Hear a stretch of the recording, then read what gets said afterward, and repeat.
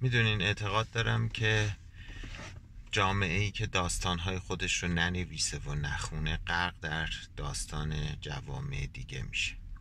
همیشه وقتی که این قفسه کتاب فروشی ها رو نگاه میکردم و میدیدم که پر از داستان موفقیت کارآفرین ها و صاحبان کسب و کار آمریکایی و ژاپنی و کره‌ای و شرکت های مختلف هستش، قصه میخوردم که چرا ما داستان های مدیران و کارآفرینان خودمون رو کمتر می نویسیم و کمتر منتشر می کنیم.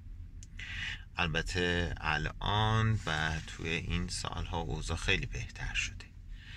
کتاب ساقدوش مدیریت که توی یکی دو تا پست راجبش صحبت کردم، کوششی هستش در این راستا که ما هم داستان جامعه خودمون رو بخونیم. یه چیز دیگه که میخوام اضافه بکنم، کوششی هستش که از طریق پادکست طبقه 16 داره اتفاق میفته. توش پر از مصاحبه هایی است که با افرادی که کسب و کاری رو ایجاد کردند منتشر شده و خیلی هم جذابه.